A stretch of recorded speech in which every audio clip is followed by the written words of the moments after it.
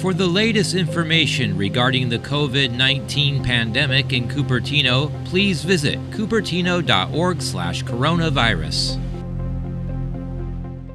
As we're here in the Sacramento area to make a number of announcements and continue our daily briefings. The announcement today is an announcement that is very near and dear not only to me, but Mayor Steinberg, who's here, and Karen Larson, who's from the county.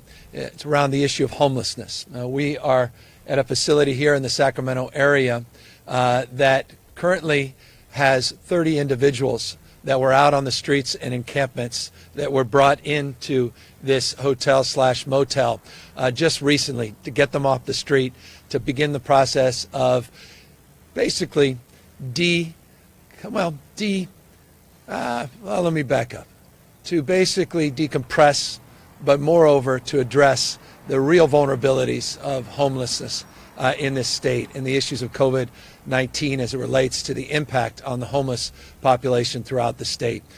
This has been a point of real concern for all of us for a number of months, a top priority since the COVID crisis began to manifest. And we're very pleased today with the partnership that we have with FEMA, the partnerships we have with counties up and down the state of California, that we've identified roughly 7,000 hotel rooms that are now in our possession, where we have occupancy agreements. And we are now building partnerships throughout the state of California to begin to get folks into these sites. Some 6,867 hotel rooms, to be exact, now are in our possession, on the way to getting 15,000 in the phase one of our efforts.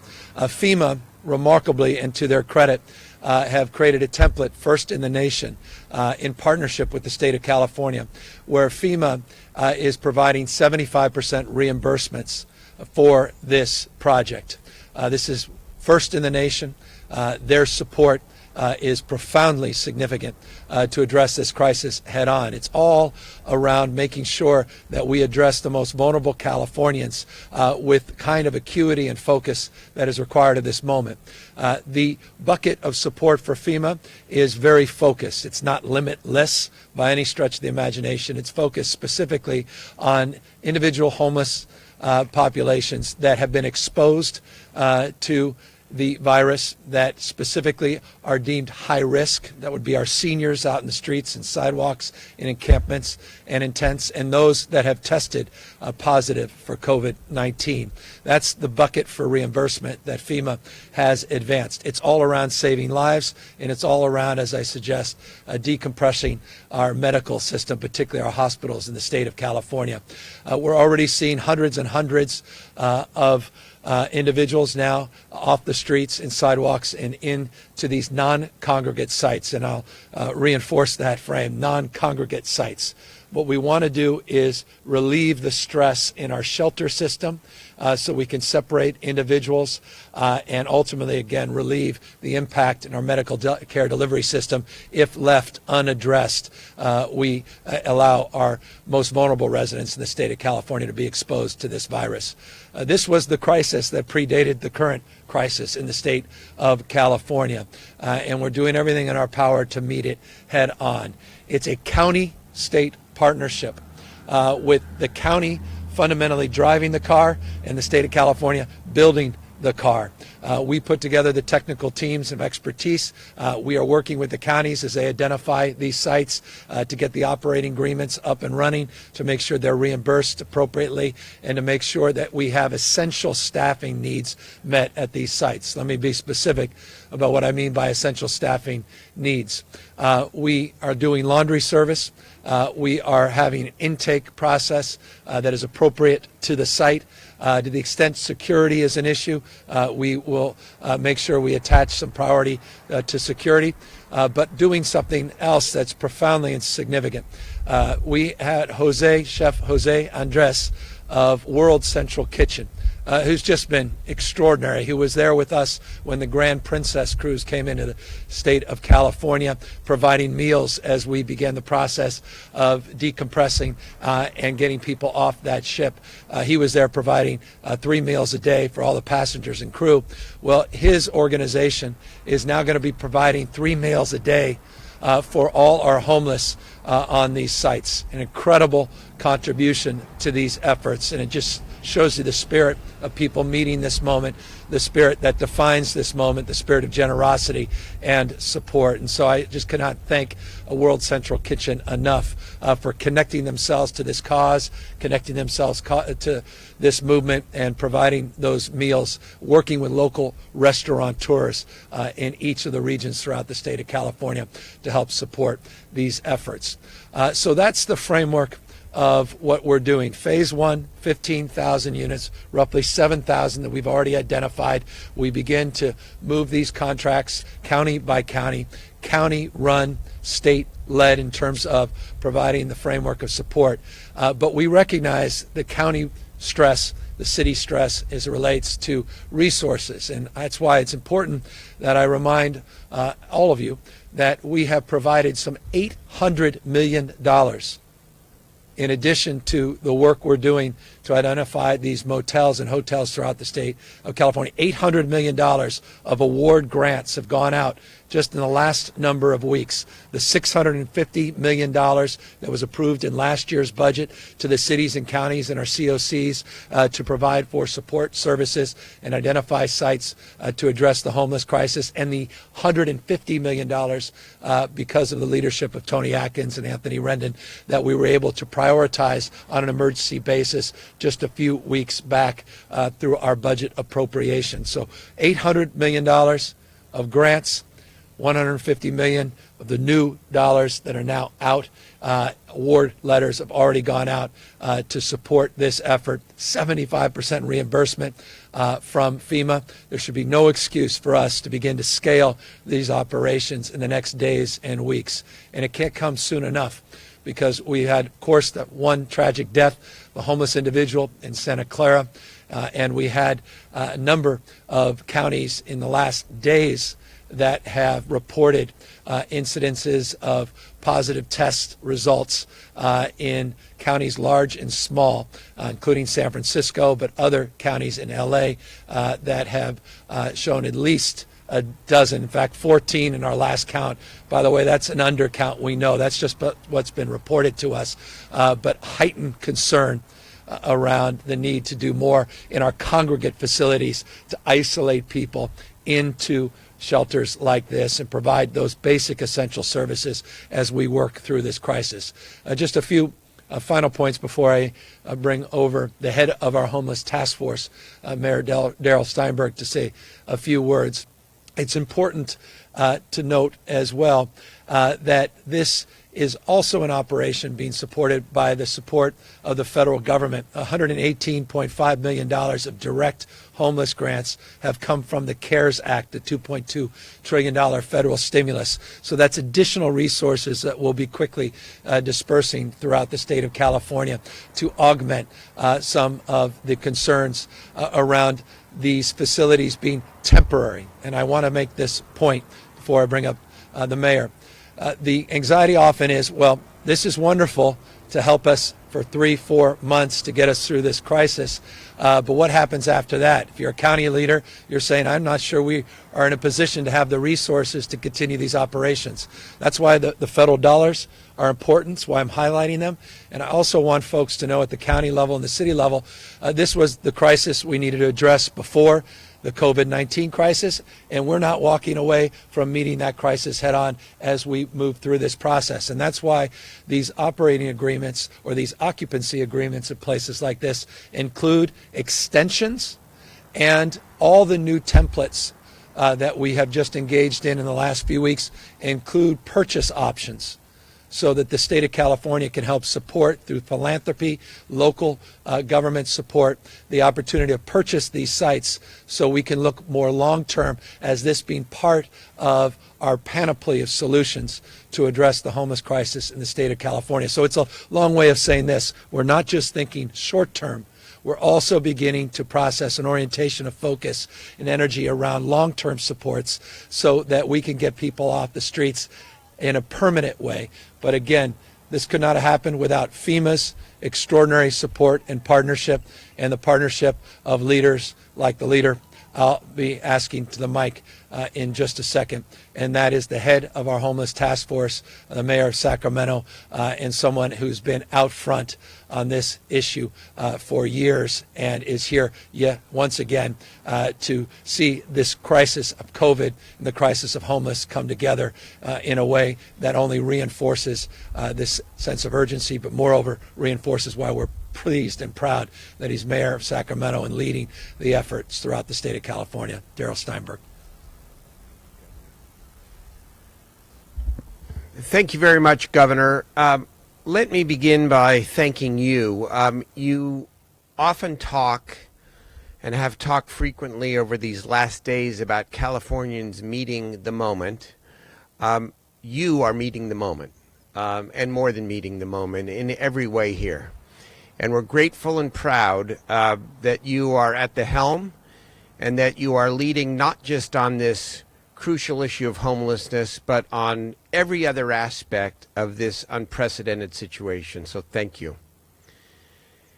It was a little less than 8 weeks ago, I believe, that you stood in the state capitol and you delivered a State of the State address. What was unique about that State of the State address, it was the first time that anyone could remember that a governor would devote nearly all of his or her address to the issues of homelessness and mental health. And you called it a crisis, and as you said a moment ago, your work with the legislature has put forward hundreds of millions of dollars before the crisis for cities and counties to be able to get people off the streets indoors, to serve their needs, to address their underlying conditions, and to keep them housed. And you asked your task force to come up with a set of recommendations, and much of our work was centered on the idea that maybe it ought to be required to bring people indoors, not just be an option. And you embraced that idea, but the idea was to take, with a great sense of urgency, a recognition that it would probably take several years before we were able to actually implement this in large numbers. And now, less than 8 weeks after that State of the State address, the COVID crisis has given us together an unprecedented opportunity to move up that timeline in a most appropriate and aggressive way. And so I want to thank you for highlighting this issue today, but more importantly, I want to thank you and your administration for providing the resources, the tools, and the technical assistance for our county partners and our city partners to be able to do what we all have wanted to do and now have the opportunity to do, and that is to bring people in, not by the hundreds, but by the thousands. For you alluded to it appropriately a moment ago. Unsheltered homelessness was a crisis before COVID-19. It is a heightened crisis during this epidemic. And if we do our part now, it could be less of a crisis as we come out of this. That is the incredible opportunity we all have together during this most difficult time.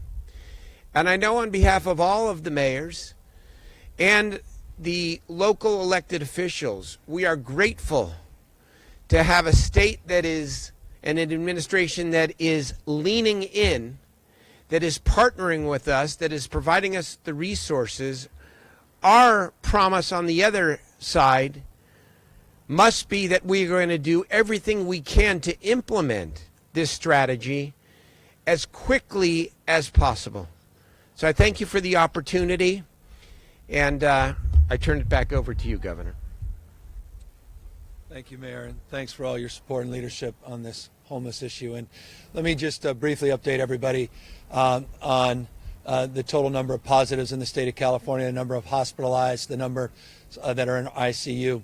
Total number of positives today reported 10,710 in the state of California. We have 2,188 individuals that are hospitalized and 901 individuals in our ICU. That 901 number represents a 10.4% increase from the previously reported number yesterday. We continue to do more and more on testing. Tomorrow, I'll be putting out some more specific and prescriptive strategies and guidelines and updates on our testing protocols in the state of California. We continue to procure a more physical space in this state, including nearby the Sleep Train Arena, and we're actually beginning the construction today on that project. All throughout the state of California, progress is being made, and on Monday, I will lay out details of all the physical assets that have now been procured as part of our larger hospital surge program, including all of those 2,000 units of medical support that came from those 8 FMS sites that were procured through the president's support. So it relates to the issues that are our top focus in addition to homelessness today. We continue to also focus with acuity on what's happening in our skilled nursing facilities, what's happening with our senior centers and our adult care daycare facilities throughout the state of California. We said when the beginning of this epidemic that homelessness and our seniors, those were our top priorities. They remain so, and that's where so much of our energy and focus resides, and appropriately so, because the vulnerabilities within those populations, within those communities. But more broadly, we're doing what we can to continue to take advantage of this lull as it relates to not yet being at peak, and taking advantage of every moment, every minute, every hour, and every day to continue to build our capacity and build our points of access. That capacity includes the amount of PPE that we're receiving from around the world through our own efforts, and again, with whatever support we can get from the federal government.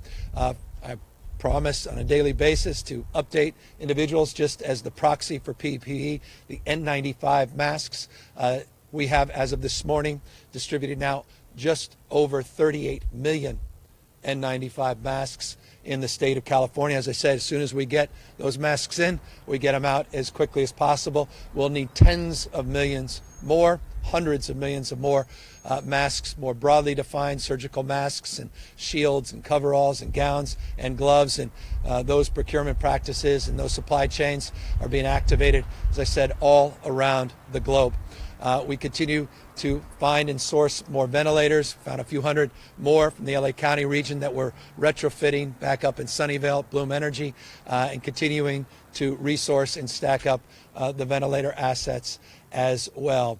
In addition to that, now almost 75,000, over 74,000 people have signed up on our Health Core website, which is just incredible. That's the human resource a part of all of this. Remember, three-legged stool. You need the physical points of access in our hospital system. You need the appropriate protective gear and supplies, ventilators, not just gowns and masks. And of course, we need the people that are retired to come back, and those with expertise as radiologists and EMTs, paramedics, nurses, nurse practitioners, doctors, and the like, to get ready to participate in helping us support the surge. And we're triaging all of those individuals as well. And before I open up to questions, I just want to remind people you can help as well as individuals.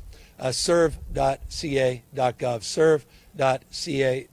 That's our website for information if you want to help folks like the folks that are now housed behind me. For individuals, for shelters, food banks, that's the site to go to, serve.ca.gov. It also has a volunteer link to Cal Volunteers, more broadly defined, of how you can volunteer, how you can contribute blood, not just time, at the blood bank, all the things that we are, I think, individually required to do more of at this moment. That's a site we've created, Clearinghouse, to help advance that cause and to help the collective cause of all of us doing more on a daily basis, including the admonition that I'll always end and remind you, continue to practice safe physical distancing and social distancing. Continue to practice physical distancing above and beyond any and everything else.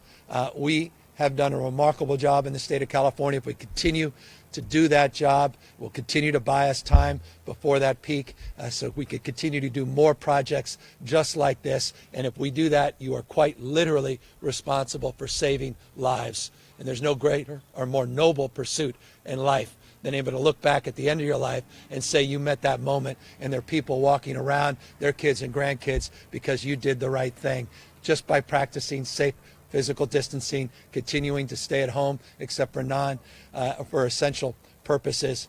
You'll have, I think, met that moment in profound and significant ways. With that, we're happy to answer any questions. Thanks, Governor. We're getting a number of questions from different outlets about asking you to clarify who is paying for these hotel leases and who might step in to finance them moving forward once the pandemic is over. Yeah, I tried to lay that out in my remarks. Let me reinforce more specifically. We have the first in the nation framework of support to have FEMA reimburse 75% of the costs as long as we do what we are required to do, and that's focus on a subset of the homeless population that are COVID-19 positive, have been exposed, or are high risk. And the job and the responsibility for the state is to provide the technical expertise to the counties to make sure that we are conducting and appropriating that commitment in the responsible and legal way. So that's 75%. As I said, specifically, we provided $650 million of emergency grants. All those award letters, now 100% of the award letters are already out. Counties and cities were already spending that money against those award letters, but now all the award letters are out, which means it's a floodgate on all those dollars. And we put out $150 million in the last few weeks of emergency aid because of the support of the legislature. So that should address the issue of the 25% gap amply for the cities and the counties. And as I said, beyond that, very clearly, we are looking at our new leases, these occupancy leases that have month-to-month extensions and have the ability to have purchase of these properties through a right of first refusal or at least a right of first offer on all the new contracts that we are now procuring. And we are not walking away from our obligations on homelessness. The state of California has entered into that space in unprecedented ways. And as long as I'm your governor, I'm going to be there doing everything in my power to support the cities and counties so that we can continue to keep people in an environment where they're safe, particularly in these non-congregate environments, not only through COVID-19 crisis, but to the extent we can begin to fashion a long-term strategy where we can continue to utilize these assets that we're procuring at this moment. And to follow up on that, some homeless advocates are saying that people aren't being moved off the street fast enough at this point. Can you clarify how many people have been housed so far and how many you hope to house?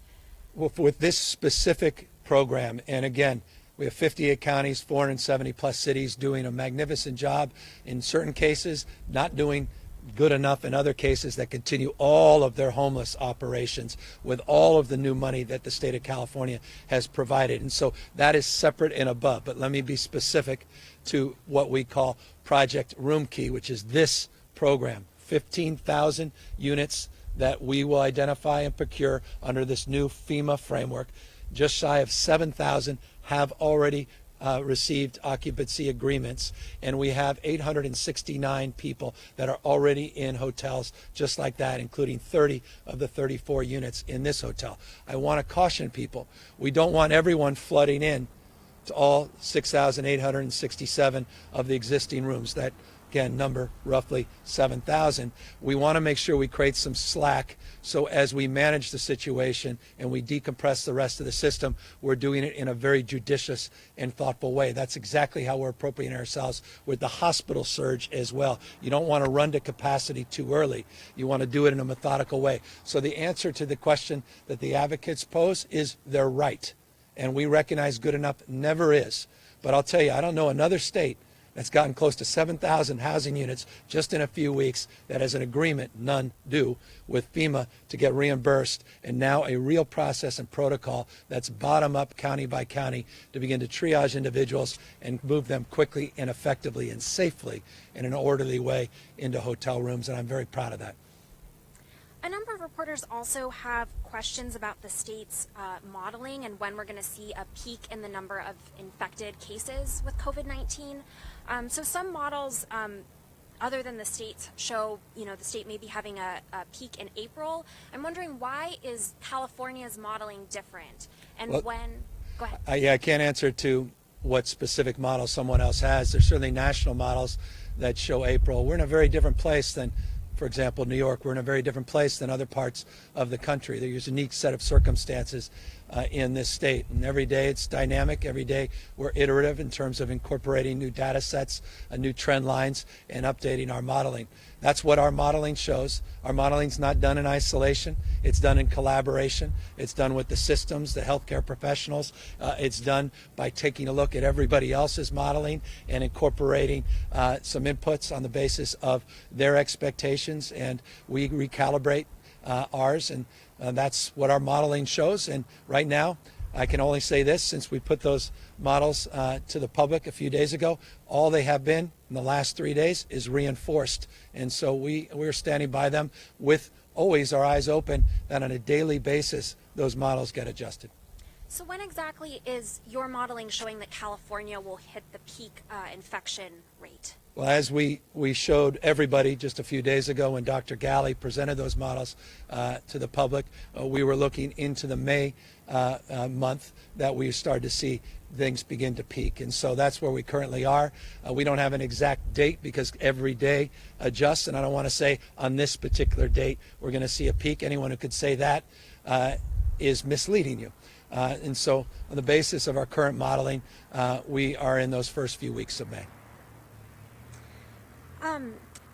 Matt Levin at Cal Matters asks, what's the status of the 1,300 trailers that were procured from FEMA, and how many have already been distributed and are operational? There are 1,305 trailers, of which 584, I believe, and I'll get you a clarifying number if I'm off by one or two, but roughly have been distributed throughout the state. All the rest we're trying to get out as quickly as possible. Again, the challenge is the state is not every part of the state, meaning I, as governor, cannot cite them against the wills of the local unless I want to get the local government to be supportive. So we're working with those governments like Sacramento, the city and the mayor, and LA, San Francisco, others that have created framework of support.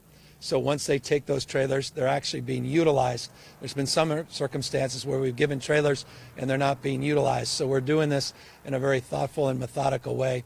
I should note that we just got another 28 that were contributed this morning.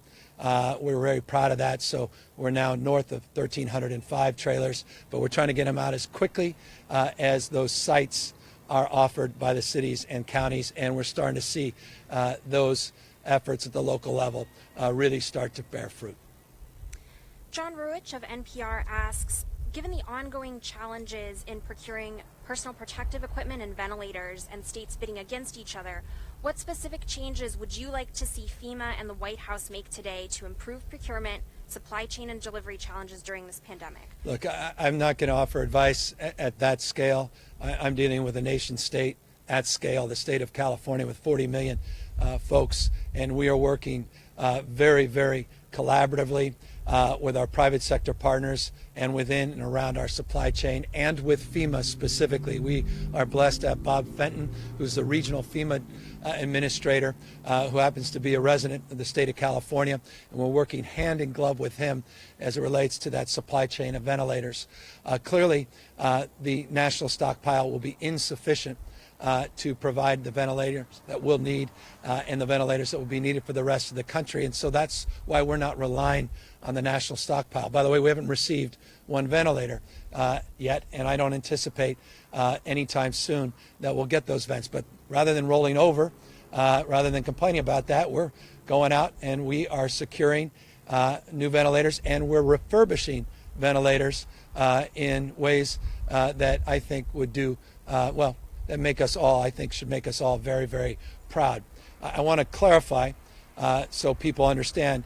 There's been some reporting about roughly 170 ventilators that did come from the national stockpile. Those didn't come to the state of California. There's a separate agreement in LA County from the national stockpile for PPE. Those are the ones that came into LA County. As you know, we had to refurbish the vast majority of those. They're now fully operational, and they're back in the hands of LA County health officials. We have over, you've heard this number before, 4,252 ventilators that we have sourced ourselves and identified. We have a few hundred more that came in this morning. Not all of them are working. We're going to get them fixed. So I'll be updating that number in the next few days. But we are doing what we can to find as many vents as we can. And final point, Virgin Orbit is in our office as I speak. And they're showing their prototypes on these bridge ventilators. It's just another proof point of the kind of creativity that a lot of the manufacturers here in the state of California are advancing and offering their products in real time that we also hope can help bridge the need for many, many more ventilators. Who's footing the bill for those companies that are, as you say, stepping up and producing things like ventilators and PPE? Is the state paying them for that work, or are they donating it? It depends. If you ask me what 7-Eleven's done versus what the Gap has done versus some of these distilleries that are converting their into hand sanitizing companies, each and every instance is different. You have companies that are contributing all of that. Apple did that with their masks that arrived. The ventilators that Elon Musk provided, 100% contributed, no cost to the taxpayers. There is a modest cost to refurbish some of the ventilators, and that's borne through our emergency grants, borne by state dollars to the extent appropriate on the front end, and we get reimbursements on the back end. So in each and every instance, the answer is different based upon the largesse, the contribution, or the creativity at play. Can you generally characterize how much has been donated and how much the state has been spending? We'll give you an updated number on that.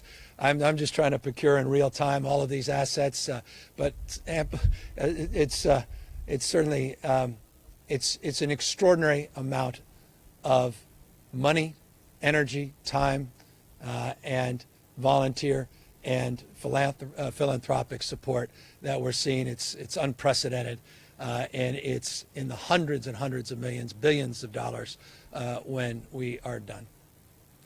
Angela Hart of Kaiser Health News has a question about the state's health corps. She asks, will the state be paying these healthcare professionals, and will they essentially be temporary employees of the state? And if not, can you please explain where funding will come from to hire them? Yeah, they're being paid. They're being compensated. There was an additional contribution, another specific proof point to your previous question.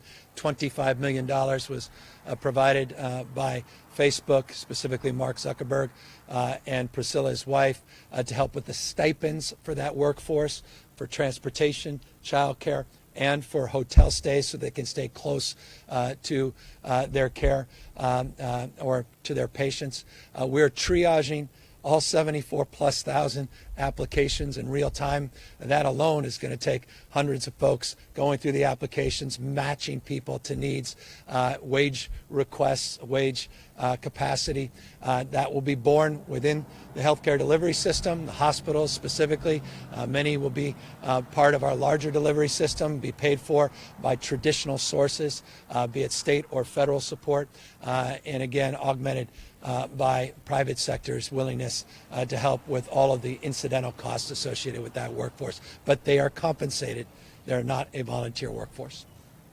Marisa Kendall of Bay Area News Group asks, which homeless individuals should be placed into isolation housing? Are you prioritizing people based on whether they are infected or could be infected, if they're elderly or medically vulnerable? Can you explain? Yeah, let me be more clear. As I stated a few times, FEMA has specific guidelines as it relates to Project Roomkey, this specific program. Again, we are doing all kinds of other work at the local, regional, and state level on the issue of homelessness broadly defined. This is a subset of that work. And this specific subset requires three things, and we have to be very deliberative in terms of that triage.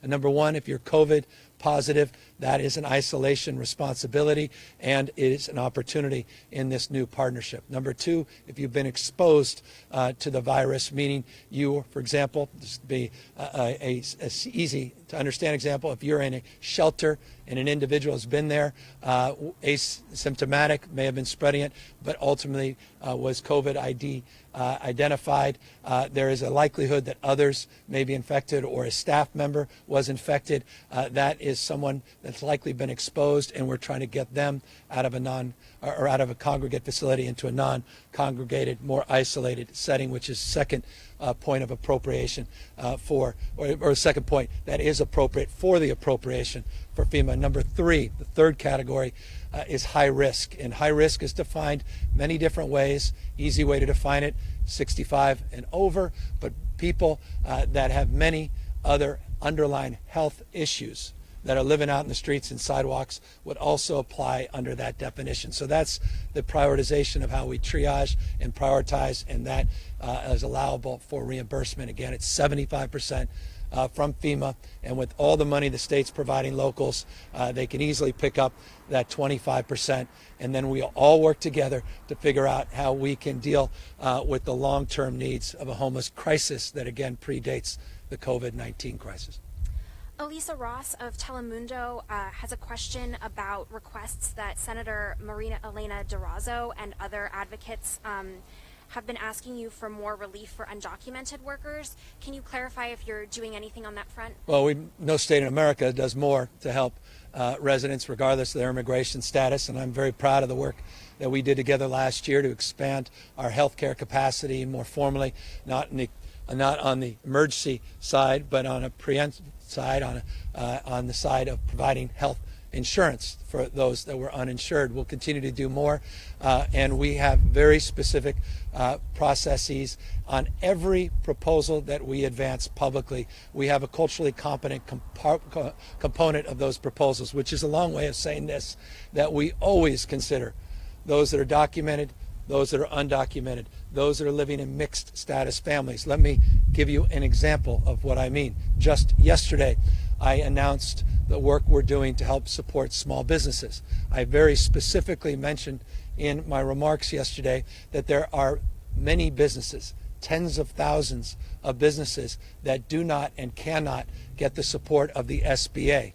Those individual businesses, we are making available these emergency grants through our iBank to do these micro loans to provide access. That's an example of what we're doing to provide support for people across the panoply, including those without documentation in the state of California. More will be done, more needs to be done.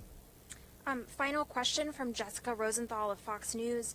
She says she's been getting inquiries from doctors and other healthcare workers in Los Angeles about testing for them, and she's wondering if you guys have a plan to prioritize testing for healthcare workers, and if you're looking at expanding testing for that particular group. Yeah, and first responders. The answer is yes and yes, and tomorrow we'll be specifically laying out, this time tomorrow, our new testing strategies, protocols, moving not just towards more PCR tests, but also serological tests, blood-based tests, looking at proteins, antibodies, looking at immunity, but more broadly, looking to expand points of access and the rapidity of the diagnostics on the test. And that remains stubborn, not just in the state of California. This is a huge issue across the country as the labs, particularly commercial labs, have such large queues because so many tests have now